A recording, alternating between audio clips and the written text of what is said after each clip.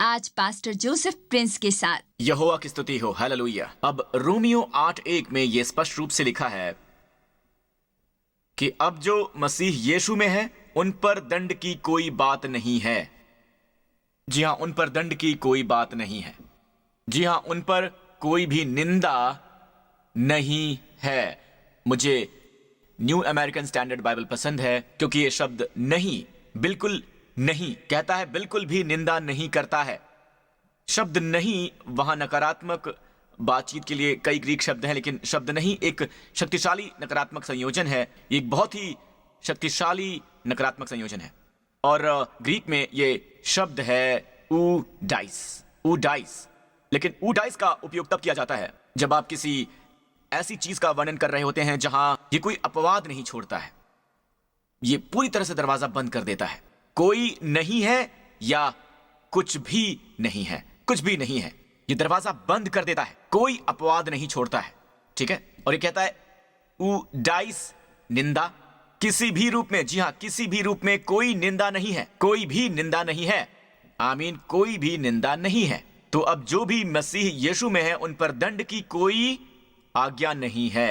ध्यान दीजिएगा, शब्द मसीह यीशु में सबसे अच्छा तरीका है कि मैं कह सकता हूं कि आप जानते हैं हम पूरी तरह से घिरे हुए हैं। जी हां, पूरी तरह से चारों तरफ से घिरे हुए हैं, चारों तरफ से हम घिरे हुए हैं। तो वहां पर शब्द है घेरा हुआ है, तो हम वहां एक घेरे में हैं। आमीन, जैसे आप सबसे गहरे समंदर में हैं और आपके चारों ओर पानी ही है, ऊपर नीचे पानी है, आपके चारों तरफ पानी है। आमीन आमीन। और आप मसीह यीशु में हैं, वैसे ही तुम उसके साथ में भी हो, बिल्कुल वैसे ही तुम उसके साथ में हो। तो जब पिता आपको देखता है तो वो आपको मसीह में घिरा हुआ देखता है। और जो कुछ भी यीशु मसीह ने किया है, जहां तक पिता का संबंध है, तूने किया है। केवल एक चीज जो उसने की वो आपने और मैंने नहीं की, वो है अपने व्यक्तित्व के आधार पर हमारे पापों को दूर करना। आमीन। लेकिन उसके बाद जो कुछ भी पिता ने क्रूस पर उसके साथ किया वो हमारे साथ भी हुआ। जब पिता ने उसे मरे हुए में से जिलाया तो हम उसके साथ ही जी उठे, और यही हमारी असली पहचान है। इसीलिए उस संदर्भ में बाइबल कहती है, इसलिए अब उन लोगों के लिए कोई भी दंड नहीं है जो मसीह यीशु में है। यह कैसे हो सकता है? अपने आप से यह प्रश्न पूछें, क्या यीशु की कभी भी निंदा हो सकती है? तो अब तुम्हारी और मेरी मसीह यीशु में कोई भी दंड आज्ञा नहीं है। प्रभु की स्तुति हो।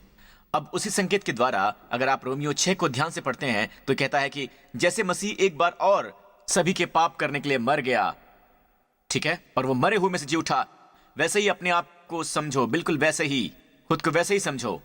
आमीन। वहां एक लेखांकन शब्द है, ठीक है। अपने आप पर विचार करें कि जैसे मसीह एक बार की पाप के लिए मर गए, आप भी सदा के लिए पाप के लिए मर गए।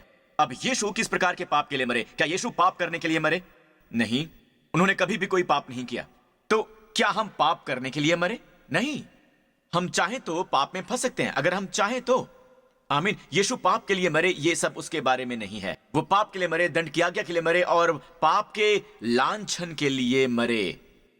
दूसरे शब्दों में, पाप मनुष्य पर लगाया गया था। जब मनुष्य पाप करता है, परमेश्वर उसे पापी मानता है, राइट, और उस पर दंडाज्ञा का ढेर लगा दिया जाता है, जिसका अर्थ है कि दंडाज्ञा की एड़ी पर बीमारी होगी, ठीक है, किसी तरह का श्राप होगा जो आएगा। आमीन। लेकिन मसीह ने हमारी दंडाज्ञा को उस क्रूस पर ले लिया, इसलिए कि आज हम यीशु मसीह में नहीं हैं, हम मसीह यीशु में हैं, जहां उन्हें कभी भी दंडित नहीं किया जा सकता। यीशु के नाम की स्तुति हो। तो जिस तरह से वो पाप के लिए मरे, यीशु सोचते हैं कि मुझे पाप के लिए मरने की आवश्यकता है, मुझे पाप के लिए मरने की आवश्यकता है। आज स्वर्ग में क्या उन्हें पाप के लिए मरने की आवश्यकता है? नहीं, वो हमेशा के लिए पाप के लिए मर गए हैं। और वो पाप के लिए कैसे मरे? वो किस प्रकार के पाप के लिए मरे? वो पापों के लिए मरते हैं, दंडाज्ञा के लिए मरते हैं, वो पापों के लिए मरते हैं, दोषारोपण के लिए मरते हैं। पाप कभी यीशु पर लगाया ही नहीं जा सकता, कभी भी नहीं। वैसे ही आपके लिए भी है।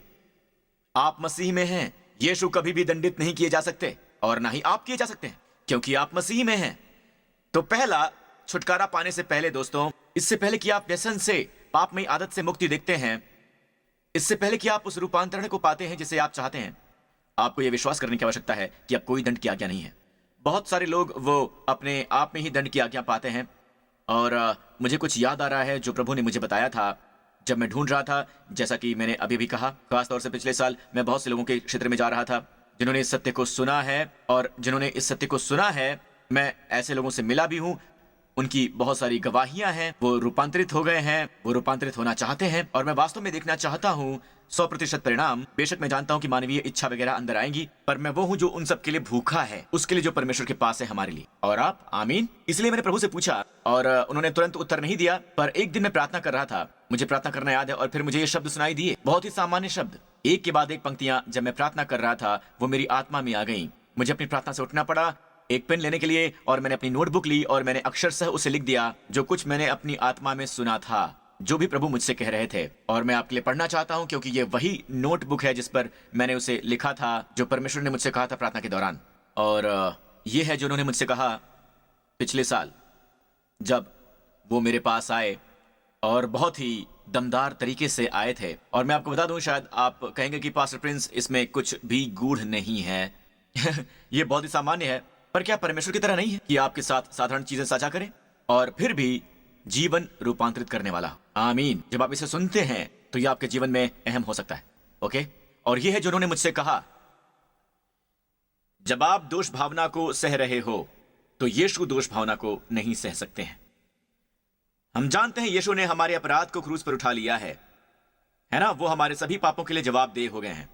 लेकिन एक मायने में क्रूस समय से परे है, और क्योंकि ये समय से बाहर है, इसलिए वो उन लोगों के लिए मर सकते हैं जो उनसे पहले रहते थे, और वो हम सब लोगों के लिए मर गए जो जीवित रहेंगे। आमीन। क्रमबद्ध तरीके से कहें तो उनके बाद। पर परमेश्वर के साथ कोई भी समय और स्थान की सीमा नहीं है। अब वहां एक अनंत समय है, और वो मुझसे कह रहे हैं कि अगर आप फायदा पाना चाहते हैं, तो मैं ये एक लाइन में बता रहा हूं कि उन्होंने मुझसे क्या कहा, पर मैं बस ये बता दूं कि उन्होंने क्या कहा। यीशु दोष भावना को सह नहीं सकते, जबकि आप दोष भावना को सह रहे हो। दोष भावना दो जगह पर नहीं हो सकती है। दोष भावना दो जगहों पर हो ही नहीं सकती। या तो ये उन पर है, या ये आप पर है। या तो ये उन पर है, या ये आप पर है। अगर ये आप पर है और आप इसे सहन करते हैं, तो ये उन पर नहीं हो सकती। और अगर ये उन पर है, तो ये आप पर नहीं हो सकती। आप कहेंगे पास्टर ये बहुत आसान है। नहीं, सुनिए, जहां दोष भावना है वहां बहाली नहीं हो सकती। अगर दोष भावना उस पर है तो फिर बहाली है आप पर। अगर वो आपकी दोष भावना लेते हैं, आमीन, तो बहाली आपके रास्ते में आ रही है। और जब उन्होंने इसे साझा किया, तो आप जानते हैं, मुझे तुरंत ही 5 बलियों की याद आ गई। लेवी व्यवस्था की पुस्तक में सभी 5 बलियां क्रूस पर मसीह की एक भेंट का ही प्रतीक हैं। लेवी व्यवस्था की पुस्तक में सभी 5 बलियां क्रूस पर मसीह की एक भेंट का प्रतीक हैं। 5 लेवीय भेंटों की आवश्यकता होती है हमें यह दिखाने के लिए कि क्रूस पर यीशु के साथ क्या हुआ, लेकिन बाकी की बलियां हवाला देती हैं उस क्रूस पर मसीह के उस एक कार्य का। लेकिन मैं दोष बलि पर ध्यान केंद्रित करने वाला हूं। जी हां, दोष बलि। आमीन। बहुत से अनुवादों में इसे अपराध बलि कहते हैं। इब्री शब्द है अशाम, यानी दोष बलि। बहुत से अनुवादों में इसे अपराध बलि कहते हैं। तो सबसे पहले एक होम बलि है, फिर एक अन्न बलि है, फिर एक मेल बलि है, एक पाप बलि है, और फिर वहां एक दोष बलि है। अब दोष बलि इसे इस तरह से कहते हैं। लेवी व्यवस्था 6 में इसमें यहां लिखा है कि ये अशाम के बारे में बात करती है, जो है दोष बलि। तो अगर आप ऐसा काम करके दोषी हो गए हैं तो आप दोषी हैं। आपको अवश्य ही उसे लौटा देना चाहिए, जो कुछ भी आपने चुराया है, या जो रुपया पैसा आपने जबरन वसूला है, या सिक्योरिटी डिपॉजिट, या खोई हुई संपत्ति, या कोई वस्तु जिसके विषय में झूठी शपथ खाई हो, तो उसको पूरा का पूरा लौटा दें या बहाल कर दें, पूरा दाम चुकाकर। जी हाँ, पूरा दाम चुकाकर। क्या चुकाकर? पूरा दाम चुकाकर, साथ ही 20% और उस व्यक्ति को दें जिसे आपने नुकसान पहुंचाया है।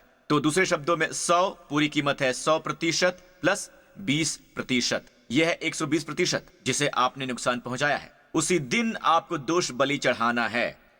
तो असल में दोष बलि या अशाम के लिए बिल्कुल यही प्रक्रिया है। ये बिल्कुल यही प्रक्रिया है। ये बहुत दिलचस्प है क्योंकि हमारे पास पहले से ही एक पाप बलि है, राइट? हमारे पास पाप बलि या पाप के लिए एक बलि है, पहले से एक पाप बलि है। लेवी व्यवस्था में चौथी वाली दोष बलि क्यों होनी चाहिए?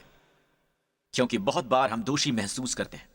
सिर्फ मौत नहीं, क्योंकि ये एक वास्तविक दोष भावना है जो तब होती है जब आप जानते हैं कि आपने कुछ गलत किया है। पुराने नियम में बाइबल में लिखा है कि इससे छुटकारा पाने का जो एकमात्र तरीका है वो है कि उस व्यक्ति को वापस करना जिससे आपने चुराया है, जबरन वसूली की है, धोखा दिया है या जो कुछ भी है, आपको वापस करना होगा उस वस्तु की 100% कीमत के साथ में। भरपाई करनी होगी जिसे आपने चुराई है या लूटा है। और न केवल ये, इसमें लिखा है इसमें आपको 20% और जोड़ना होगा, आपको देना होगा 120%। आमीन। अब क्या परमेश्वर ने बात की उसी समय के दौरान के लिए?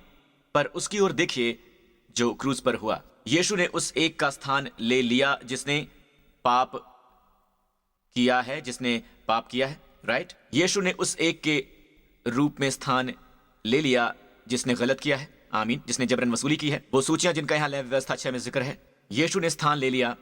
उन्होंने आपका और मेरा स्थान ले लिया। हम वहां क्रूस पर हो इसकी बजाय उन्होंने हमारा स्थान ले लिया। हमने गलत किया, हमने जबरन वसूली की, तो उन्होंने हमारा स्थान ले लिया। उसी संदर्भ में वो सभी गलत बातों के लिए जिम्मेवार बन जाते हैं, उन चीजों के लिए जिसे हमने किया है। दूसरे शब्दों में वो बन जाते हैं जिम्मेवार 120% बहाली के लिए। और परमेश्वर ने इसे रचा है मेरे दोस्त ऐसा होने के लिए। हालेलुया।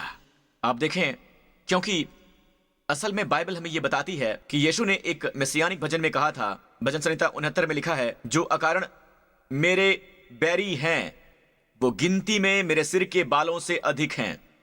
अब यहां ये पहला भाग यीशु के संदर्भ में है। हम कैसे जानते हैं कि ये मेसियानिक वचन यहां यीशु का हवाला दे रहा है? क्योंकि इस वचन का पहला हवाला स्वयं यीशु द्वारा दिया गया है ऊपरी अटारी पर।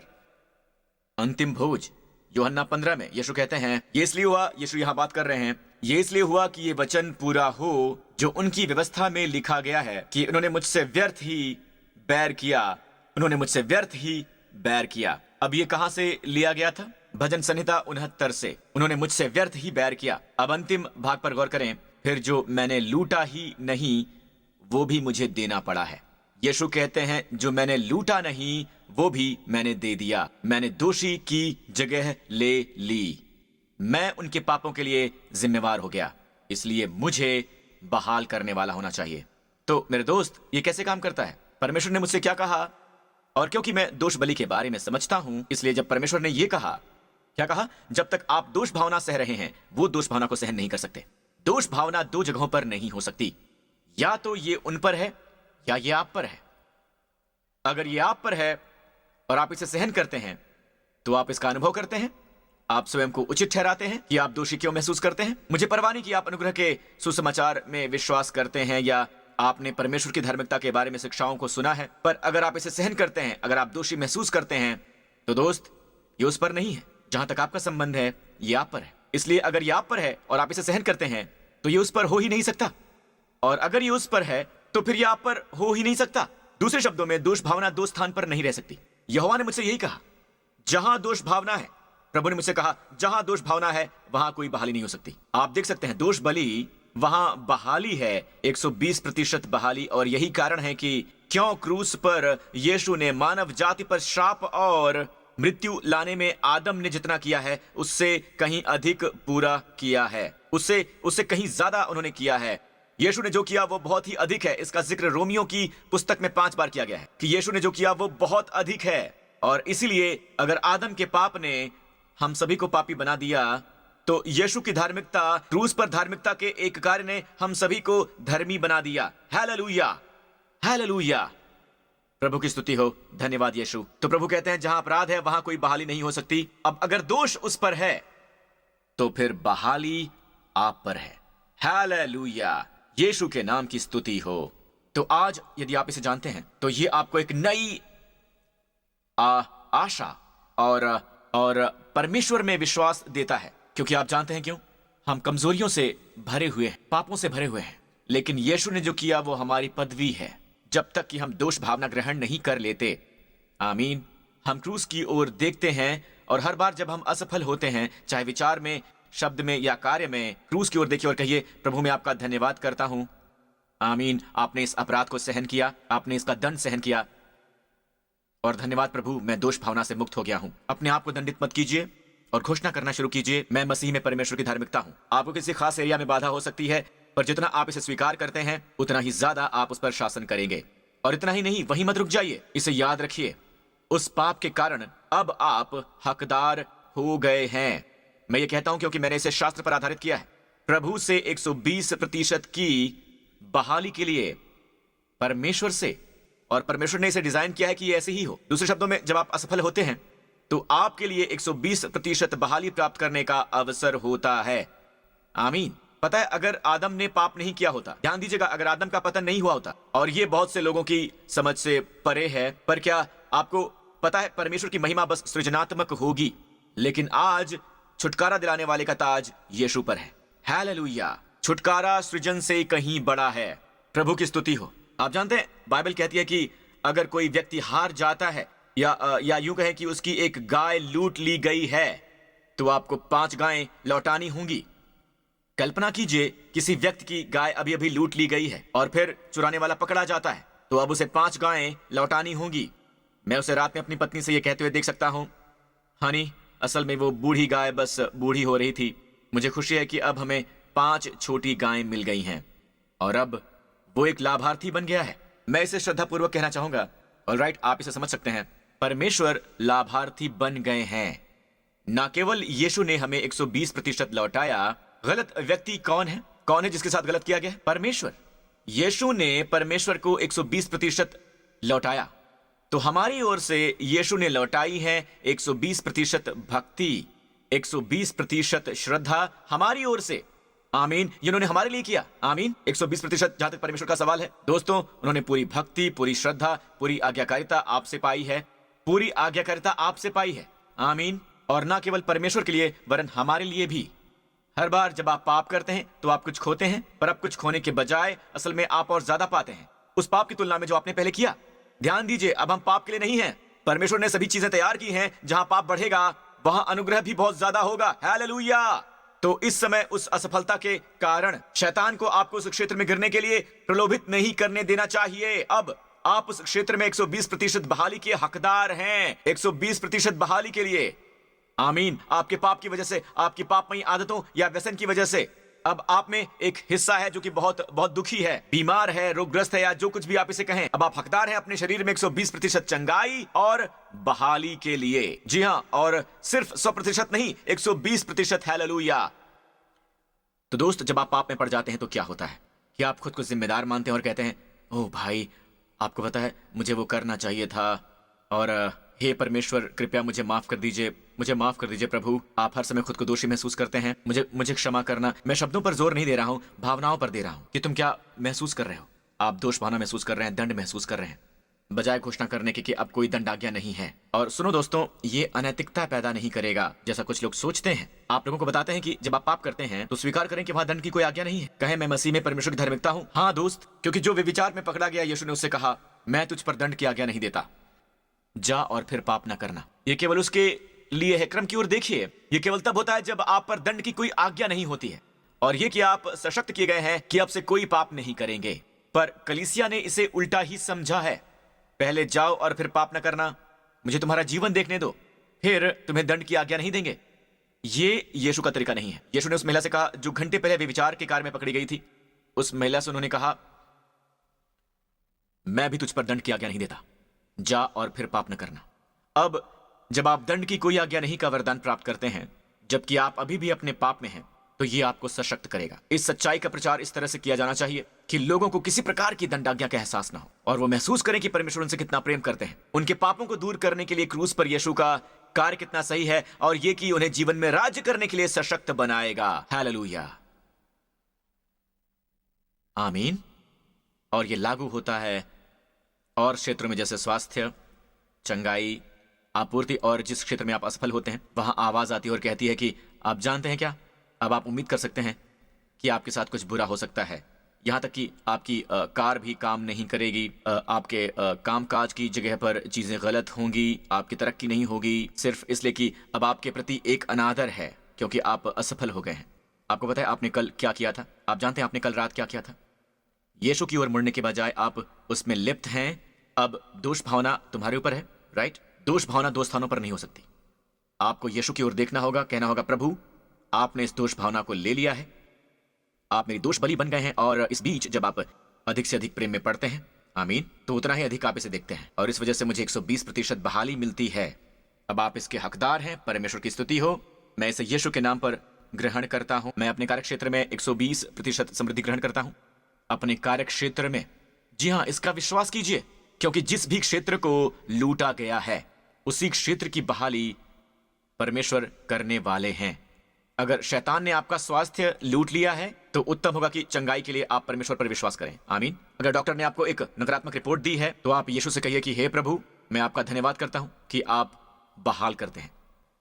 अगर शैतान कहता है ये तुम्हारे पाप की वजह से, तुम्हारे पाप की वजह से है, तो दोष भावना महसूस करने के बजाय कहिए, प्रभु मैं आपका धन्यवाद करता हूं कि आपने अपने शरीर में इस पाप को सहा, आप इसके लिए जिम्मेदार हो गए। प्रभु आपने मेरा पाप लिया, अब मैं आपकी बहाली ग्रहण करता हूं। मैं ग्रहण करता हूं 120% चंगाई, दीर्घायु और स्वास्थ्य हर कोशिका के लिए, सभी अंग के लिए, अपने होने के रेशे रेशे के लिए, यीशु के नाम पर आमीन। ग्रहण कीजिए, कहिए मैं 120% चंगाई ग्रहण करता हूं। आमीन। इसी समय अपने शरीर में यीशु के नाम पर, और जो क्षेत्र कमजोर था वो 100% से भी बेहतर कार्य करेगा, पहले से भी कहीं बेहतर, कहीं ज्यादा बेहतर, जब आपको लूटा गया था। हालेलुया। धन्यवाद प्रभु यीशु, धन्यवाद प्रभु यीशु।